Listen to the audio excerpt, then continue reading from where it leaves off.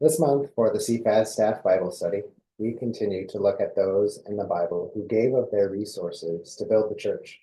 Their legacy lives on through the church and us today. Our verse, as our main theme for January and February, is the Acts. Chapter 4, verses 36 and 37.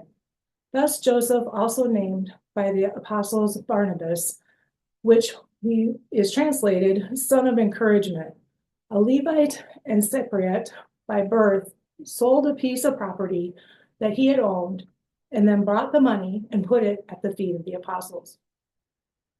Leading up to this verse, we hear about the apostles preaching and healing people in Jesus' name. Right before we hear about Barnabas's gift, Peter and John specifically are called out by the Jewish high priests who are threatened by the apostles' work.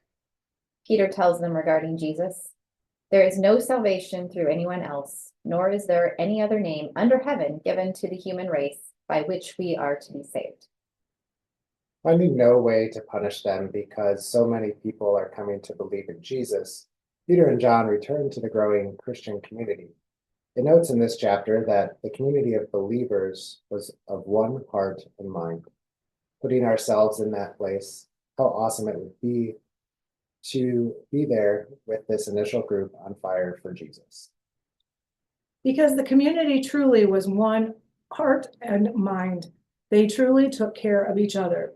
If someone was in need of what we would call today a work of mercy, they provided that for them without question, sharing abundantly.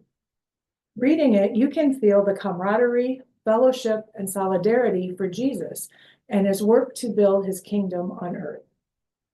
This clearly was attractive and intriguing to non-believers, because in a similar story earlier in Acts, when it talks about the believers and how they gave and took care of each other, it says, "And every day the Lord added to their number those who were being saved."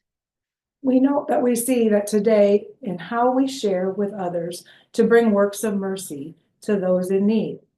We are joy for the Lord through our actions is seen and known by others. People take note.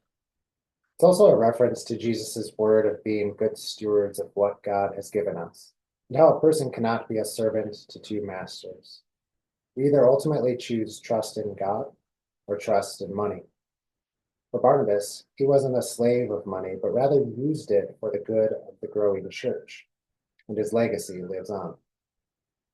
We're curious, what touches your heart where you want to see your lasting legacy? We want to hear your thoughts.